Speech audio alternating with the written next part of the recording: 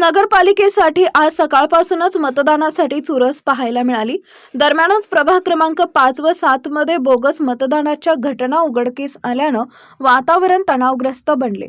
विरोधक उमेदवारांनी 3 वेळा होणारा बोगस मतदानाचा प्रयत्न उधळून लावत संशयित बोगस मतदारांना पकडून चोप देत पोलिसांच्या ताब्यात दिले।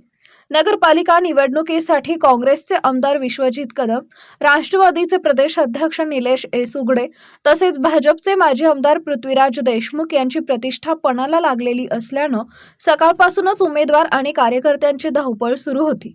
मतदारांना मतदानासाठी बाहेर काढण्याची स्पर्धा दिसत होती। यामुळे वातावरण चांगलंच तापले असताना बोगस मतदानाच्या सलग तक्रारींमुळे उमेदवार, प्रतिनिधी आणि मतदार यांच्यात वादावादीचे प्रसंग घडले।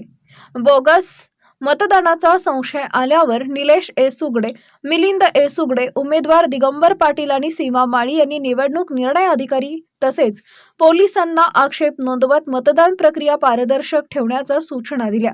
यानंतर पोलिसांनी हस्तक्षेप करत दोन्ही प्रभागातील मिळून 7 जणांना ताब्यात घेतलं आहे। दरम्यान प्रभाग क्रमांक 7 मध्ये मतदानासाठी आलेल्या एका महिला मतदारानं मतदान केंद्रासमोर गाडी आणल्यानं पोलीस आणि मतदारांमध्ये वाद झाला। काही वेळानंतर पोलिसांनी समजूत काढली, मात्र संबंधित मतदार मतदान न करता निघून गेल्यानं वातावरण अधिकच तंग झाले। बोगस मतदानाच्या प्रयत्नांमुळे प्रभाग क्रमांक 7 मध्ये काही काळ तणाव निर्माण झाला होता। संतप्त कार्यकर्त्यांनी एका संशयितास चोप देत पोलिसांच्या स्वाधीन केले। वाढत्या गोंधळामुळे सुरक्षा यंत्रणेला अतिरिक्त कुमक बोलवावी लागली।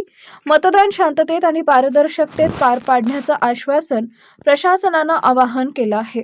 यावेळी उपविभागीय पोलीस उपाधीक्षक अशोकराव भवड, पोलीस निरीक्षक सोमेश्वर जंगम, शशिकांत माळी, अजय माने यांनी घटनास्थळी धाव घेऊन नागरिकांना पांगवले व वातावरण शांत करून मतदान प्रक्रिया शांततेत चालू ठेवली।